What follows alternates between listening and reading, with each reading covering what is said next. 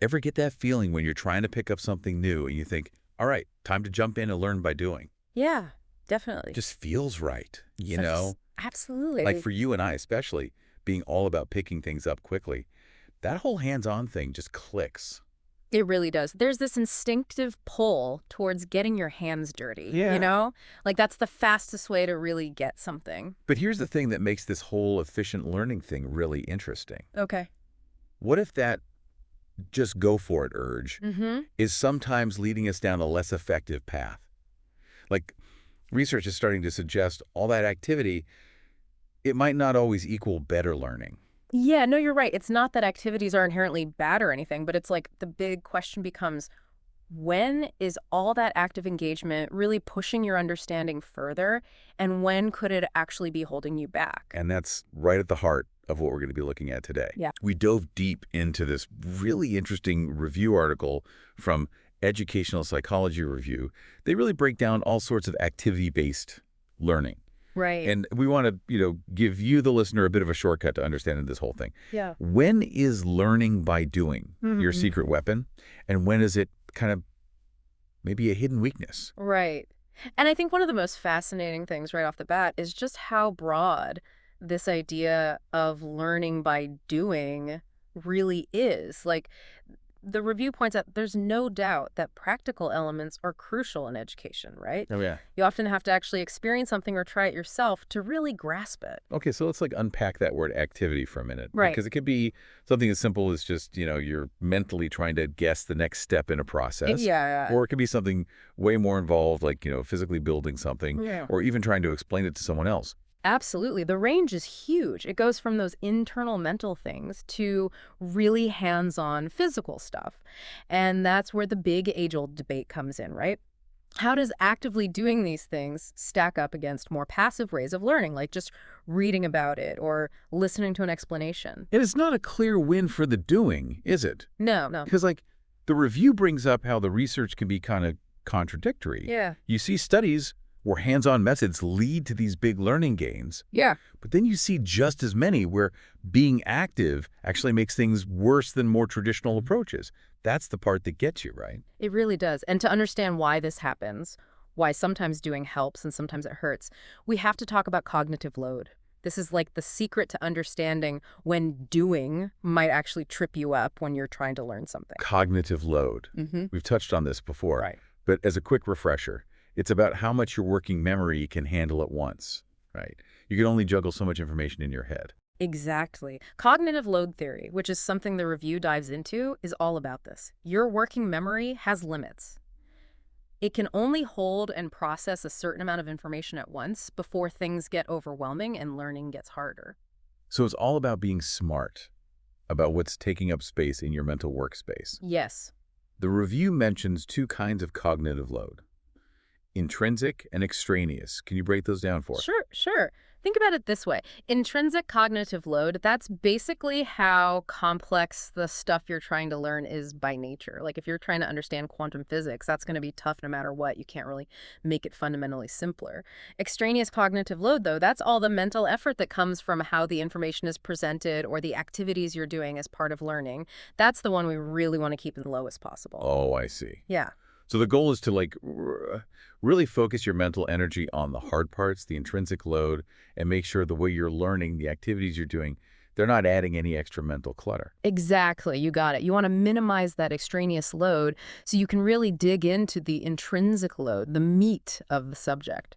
Now, the review brings up this really cool idea about biologically primary versus secondary knowledge. Yes. How does that tie into when activities help or hurt learning? This is a really great point Gary brings up. So biologically primary knowledge, that's stuff that's either innate to us or incredibly easy to grasp. We're kind of hardwired for it, like understanding basic emotions or simple movements. Those things don't take a lot of conscious thought. On the flip side, biologically secondary knowledge, that requires a lot of effort and practice. Things like reading or writing or understanding complex math equations. Okay, so activities that use those more natural, almost automatic abilities, those are less likely to overload our mental circuits. That's exactly it. When you're learning something new, if the activity involves mostly biologically primary knowledge, it usually won't add much to your cognitive load.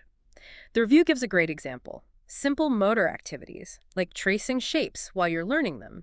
Mhm. Physically tracing is pretty automatic, so it can reinforce the visual information without overwhelming your working memory. Right, right. That makes sense. Yeah. It's like sometimes a little physical action can help you focus. Yeah. Now, the review goes on to talk about Patri's model of action intentions, Yes. looking at distal, proximal, and motor levels.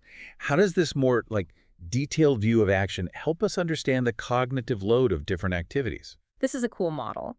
Patri's model basically helps us break down any action we take. Distal intentions, those are our big picture goals, like deciding you want to learn to play the guitar. Proximal intentions are the smaller steps we take to reach that big goal. So maybe it's finding a teacher or practicing chords. Then, motor intentions.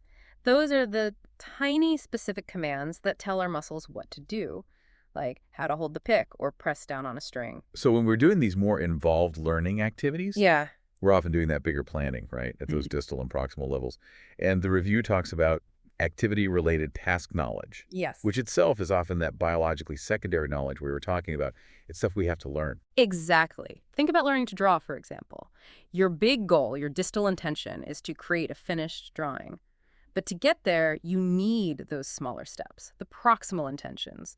So planning out the composition, the perspective, the shading, all of those things rely on learned skills, biologically secondary knowledge, and that can be pretty mentally taxing. But something like moving your hand to draw a line, that's a basic motor intention. It's ingrained and doesn't take a lot of mental effort. So the trap for us as learners Hmm. is when all that planning and task knowledge for an activity, it becomes so demanding that it overshadows the actual learning. Hmm. We get caught up in the doing and the understanding takes a back seat. Exactly. The doing shouldn't become the main event. The learning should be. And that leads us to specific types of learning activities and their cognitive costs. The review starts with motor activity-based learning. What are the key takeaways for us there? Well, the main idea is using our motor system, our ability to move, to learn physical skills like playing an instrument or in sports, or to help us grasp more abstract ideas through embodied learning, like that finger tracing example we talked about, Mm. or even using bigger body movements to represent concepts. Yeah, and the review points out that those simple motor actions, like tracing, they often come with lower cognitive costs. That goes back to what we were saying about using biologically primary knowledge. The physical action itself is usually pretty straightforward, so it doesn't drain your mental energy. But when the movements become more complex or something you're not used to, Right. then you need to weigh the costs and benefits. The mental effort for the movement itself shouldn't be more than the learning benefits you're getting. Yeah, absolutely. If you're trying to learn a new concept and at the same time have to learn complicated or awkward movements, that's likely going to create extra extraneous load, which isn't ideal. Exactly. Complex or unfamiliar movements, they require you to learn new biologically secondary knowledge in the motor domain. That extra learning takes away mental resources that you could be using to understand the main material. Let's shift gears to that other big category the review talks about, Okay. complex and generative activity-based learning. Right. This sounds like activities where you're actually creating something tangible as part of the learning process, right? Yeah, it is. The focus here is on giving you meaningful tasks that result in a final product. It's often called generative learning. Some good examples of this are learning by drawing and learning by teaching. And what we really need to be aware of Yeah. is that these activities, as engaging as they can seem, they can bring their own mental demands. It can shift your focus from really understanding the material to just getting the activity done. The doing takes over and the learning takes the back seat. You hit the nail on the head. Let's take learning by drawing as a perfect example. The idea is that making a visual representation can help you create a more complete mental model of what you're trying to learn. Yeah, which on the surface seems to make a lot of sense. It does. But the review highlights that it can be really mentally taxing. Right. Like some studies have even shown that having learners create drawings can lead to them learning less compared to if you just gave them ready-made visuals. That's not what you'd expect. Not at all. And the review makes this really important distinction between representational drawings, the ones that try to actually look like real objects, and relational drawings, like concept maps, that focus on showing the abstract relationships between ideas. Oh, that's a crucial difference to think about for your own learning. It is. Because representational drawing requires a whole bunch of skills. Dexterity, perspective, shading, all of that biologically secondary knowledge we talked about. So it's no wonder it can lead to high cognitive load. Exactly. Creating a good representational drawing, it's a skill in itself. Relational drawings, though, the ones using simple shapes and lines to show connections, those are a lot less demanding when it comes to those secondary skills. The review even mentions research that suggests while drawing can be more effective than just reading text, it's not always as good as other mental activities, like just imagining something. And it's really interesting that the effectiveness can even depend on how your learning is tested later on. And there's even that finding that drawing on tablets can sometimes make it harder to learn from text. Right. It really shows that these generative activities, they're not always the best for learning efficiently. No, they're not. What about learning by teaching? Okay, so the thought behind learning by teaching is that if you have to explain something to someone else, you're forced to understand it better yourself. Right. And while there are definitely benefits there, the review points out a potential pitfall. You, as the learner, you might end up focusing more on the act of teaching itself rather than really solidifying your own understanding of the material. Because teaching, well, it isn't just about knowing the subject, right? Right. You need to know how to explain things clearly, anticipate questions, Yeah. maybe even manage a classroom. Yeah. All of that is more biologically secondary knowledge. Exactly. While some parts of communicating might be natural, to be an effective teacher, you need a lot of learned skills. And then there's the social side of things. That can add to the extraneous cognitive load too, like feeling nervous or worried about how you're coming across. The review even mentioned this interesting study where they found that teaching to a camera can sometimes be more effective than teaching to people in person. Really? Yeah, because it cuts down on those social distractions. That's wild. It is. So individual things like how comfortable you are with speaking or how much you understand about teaching methods Yeah. can really affect the cognitive load of an activity like that. For sure. So both drawing and teaching, while potentially valuable, Yeah. they run the risk of becoming these secondary tasks that pull your mental energy away from the main goal of learning the subject. Exactly. And the review brings up another category of activities that might be particularly helpful for efficient learning. Okay. Mental activities. Mental activities. Yeah.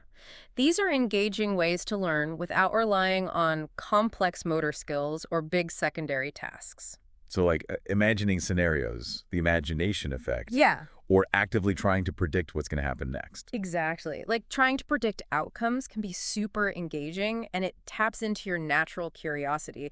And if you're wrong, the element of surprise can actually push you to learn more deeply. Right. These mental activities generally don't have the same high cognitive costs as something like detailed drawing or preparing a lesson. Right. The review even mentioned combining simple physical actions like tracing with mental activities like imagining. That could be a really effective combo. That's interesting. It's like to learn better, it doesn't always have to be this big, complicated thing. No. Sometimes a focused mental exercise can be just as effective, if not more so. Now, the review also dives into the digital world, which is where so much of learning happens these days. Right. Are there new challenges when it comes to activity-based learning online? There definitely are. The idea that the digital versions of activities are automatically the same as their physical counterparts can be really misleading. Like, the review points out that even basic activities can have different cognitive effects when you're online. So like that finger tracing we talked about, that could actually be tougher on a tablet screen. Right. Even just pointing with a mouse is different from pointing with your finger. Yeah. The review mentions that mouse pointing doesn't seem to help you remember things as well when you're dealing with scattered visual information compared to actually pointing with your finger. Oh, that's interesting. Yeah. And when it comes to collaboration and brainstorming, digital tools can actually hinder the generation of new ideas compared to face-to-face interaction. It might be because of changes in how we pay attention to each other. Makes sense. Yeah. We interact with digital stuff in a totally different way than physical stuff. We do. And digital tools often have fewer ways for us to interact, although things like VR and AR are trying to change that. Right. But even in those immersive environments, like using movement in VR the wrong way can actually hurt your learning. Exactly. And when you think about creating things digitally, like drawings, posters, presentations, Yeah. that often relies heavily on biologically secondary knowledge.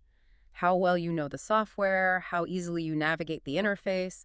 That can create a lot of extra cognitive load, especially if you're not really comfortable with the tech yet. So the mental processes and demands of a physical activity aren't always the same in their digital versions. Right. Even something like learning the rules of a serious game, that has its own cognitive load you need to think about. Exactly. So What are the key takeaways? Like, what are the practical recommendations from all this research on how to approach activity-based learning most effectively? Well, the review really stressed the importance of figuring out whether an activity is focused on motor skills or if it's more complex and generative. For those motor activities, the key is not to overwhelm yourself with unnecessary or super complicated movements. Sometimes the physical action is essential, but irrelevant movements just add mental clutter. And for the more complex activities like drawing or teaching, you really got to ask yourself, is this activity adding a whole other task that takes up so much mental energy that it's not even worth the potential learning benefits? Drawing, for example, isn't always better than just looking at a well-designed diagram. How effective it is really depends on the guidance you have and the type of drawing you're doing. Right? And learning by teaching, while it can be fun and engaging, can be pretty demanding because of the social and teaching factors. Right. The review suggests that those simpler mental activities, like trying to predict outcomes or visualizing concepts, those can be really engaging without all that high cognitive cost. And that concept of cognitive load alignment, that's super important for us as learners, right? It is. The mental demands of any activity we choose should really match up with what we're trying to learn. The activities should feel like they belong in the learning process and are directly related to what we're trying to understand. Yeah. So if the stuff we're learning is fairly straightforward, a well-chosen, relevant activity can really help. Yeah. But if it's already demanding, choosing lower load activities like mental imagery might actually be the better way to go. Yes. And the review also pointed out that educators need to be more mindful of these cognitive demands, especially when they're designing learning for the increasingly digital world. Absolutely. It's about being intentional about how you incorporate activities instead of just assuming that doing something automatically leads to better understanding. So to sum it all up, this deep dive has shown us that learning by doing, it's not this universally good thing. It requires us to really consider the cognitive load and those hidden demands that different kinds of activities can have. You're now armed with a framework for thinking critically about when actively engaging with material will really help you learn and when it might just lead to you spinning your wheels without actually getting anywhere. It's about being a more strategic and effective learner. So as you're facing new learning challenges, Yeah. or even just thinking about how you can learn better, take a second to think about these principles. Ask yourself about the potential mental costs of the doing. This leads us to a final thought for you to consider. Now that you know more about the potential cognitive costs of all these different kinds of doing, what activity that you used to do without thinking about it will you now look at with a more critical eye? And if you want to learn even more about this fascinating world of cognitive load theory or dive into the specific research we talked about today, we really encourage you to do so. There's a whole world of knowledge out there waiting to be discovered.